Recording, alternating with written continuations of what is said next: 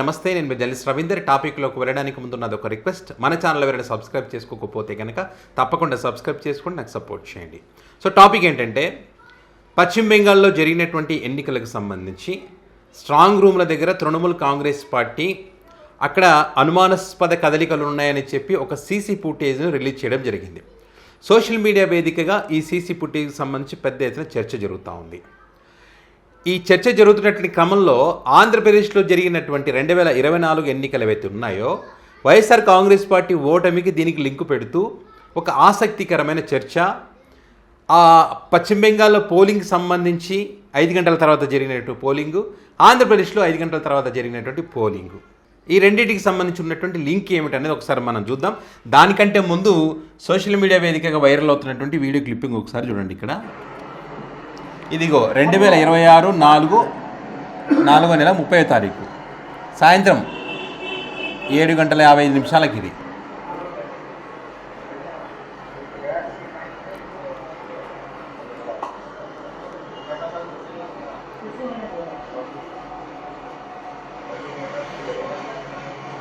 ఇది చూడండి. ఇక్కడ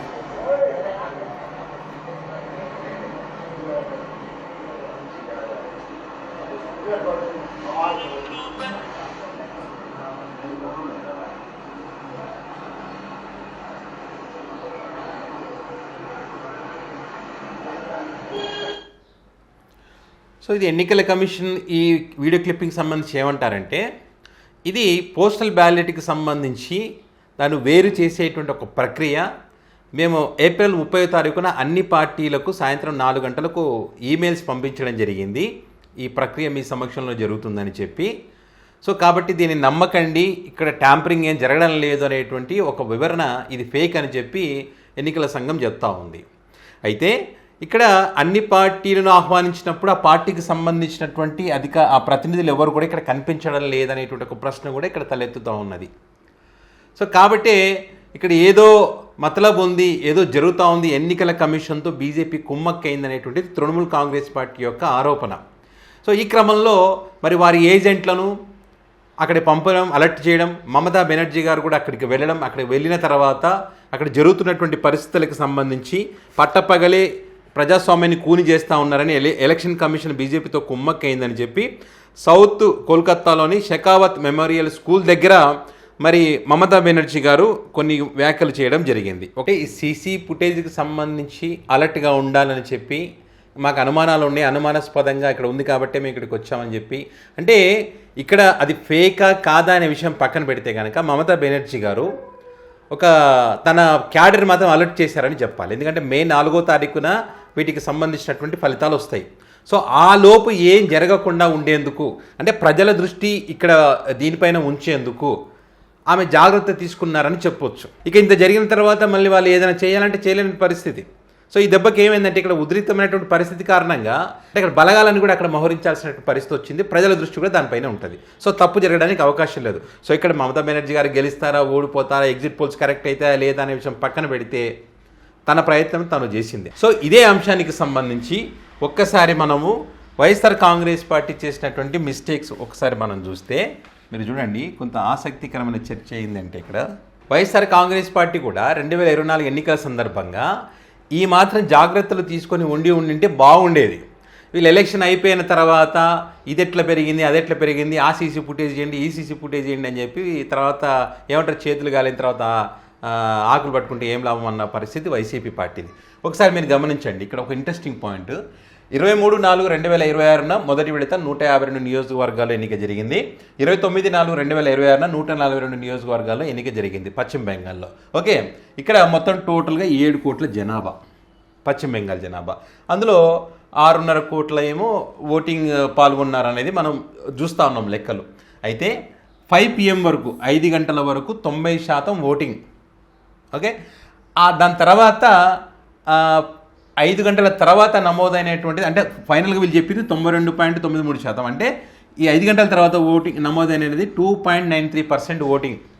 అంటే ఈ 2 విడతలు కలిపి సుమారుగా 18 నుంచి 20 లక్షల ఓట్లు పెరిగినాయి 5 గంటల తర్వాత పోలింగ్కి సంబంధించి. 7 కోట్ల జనాభా ఉంటే 5 గంటల తర్వాత పోల్ అయినటువంటి ఓట్ల శాతం ఎంత అంటే ఇది 20 లక్షలు దగ్గరగా. ఒకసారి ఆంధ్రప్రదేశ్ పరిస్థితి చూస్తే కనుక ఆంధ్రప్రదేశ్లో ఉన్నటువంటి జనాభా 4 కోట్లు, పోలింగ్లో పాల్గొన్నది 3.33 కోట్లు అనేటువంటిది ఉన్నటువంటి లెక్కలు. అయితే 5 గంటల వరకు అప్పుడు పోలింగ్ శాతం ఎంత? 68.12%. ఫైనల్గా వాళ్ళు చెప్పింది ఎంత అంటే 81.86%. ఓకే, అంటే 5 గంటల తర్వాత ఎంత పెరిగింది? 13.74% పెరిగింది. అంటే సుమారుగా 56 లక్షల మంది. అంటే చరిత్రలో ఇది ఎప్పుడు రికార్డు కాలేదంట ఈ స్థాయిలో ఓటింగ్ అనేటువంటిది. ఇక్కడ ముఖ్యమైనటువంటి పాయింట్ ఏంటంటే 7 కోట్ల జనాభా ఉన్నటువంటి రాష్ట్రంలో 5 గంటల తర్వాత ఓటింగ్ నమోదైంది 2.93% అయితే 5 కోట్ల జనాభా ఉన్నటువంటి 4 కోట్ల జనాభా ఉన్నటువంటి రాష్ట్రంలో 5 గంటల తర్వాత 56 లక్షల ఓట్లు నమోదైనాయి. ఇది ఎలా సాధ్యం అనేటువంటి ఒక చర్చ ఇప్పుడు బలంగా నడుస్తూ ఉంది. అంటే ఇక్కడ వీళ్ళు ఏం చెప్తా ఉన్నారు? జనాభా ఎక్కువగా ఉన్నారు కాబట్టి సాయంత్రం 5 తర్వాత ఎక్కడైనా ఓటింగ్ శాతం ఎక్కువగానే ఉంటుంది అని వీళ్ళు చెప్పారు. అంటే వీళ్ళు చెప్పిన థీరీ ప్రకారం చూస్తే ఇంత జనాభాకు ఇంకా ఎక్కువగా ఉండాలి కదా, ఎందుకు లేదనేది ఒక ప్రశ్న. ఇక్కడ వాళ్ళ థీరీ ప్రకారమే చూస్తే ఇక్కడ 3.3 కోట్ల జనాభా ఉన్నటువంటి క్రమంలో మరి ఇక్కడ 56 లక్షలు ఇక్కడికి అక్కడికి తేడా ఉంది. ఇక్కడ 2% అయితే ఇక్కడ 3% అయితే ఇక్కడ 13%. 10% ఎట్లా ఎక్కువ? సాయంత్రం అంతా 5 గంటల తర్వాత ఎట్లా పెరిగింది అనేటువంటిది ఇంకో ప్రశ్న. ఇది $1 మిలియన్ ప్రశ్న. దీనికి ఆన్సర్ దొరకడంలే. రాత్రి కొన్ని చోట్ల 11 వరకు అన్నారు, 12 వరకు అన్నారు, 2 గంటల వరకు, తెల్లవారుజామున 4 గంటల వరకు కూడా ఓటింగ్ జరిగిందన్నారు. మరి నిమిషానికి ఎన్ని ఓట్లు పడ్డాయో లెక్కలు కూడా మనం చూసాం.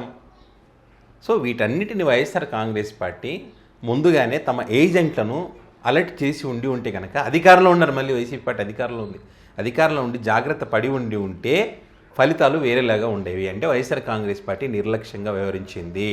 వాళ్ళ ఏజెంట్లు కానీ వాళ్ళ వైసీపీ పార్టీ నుంచి వెళ్ళినటువంటి వాళ్ళు కానీ మరి ఎలక్షన్ కమిషన్ మీటింగ్ ఏర్పాటు చేసినప్పుడు ఆ రూల్స్కి సంబంధించి పూర్తిగా చదవకుండా సంతకాలు పెట్టి సమోసా తిని ఛాయ్ దాగి వచ్చినారనేటువంటిది చాలామంది యొక్క అభిప్రాయం.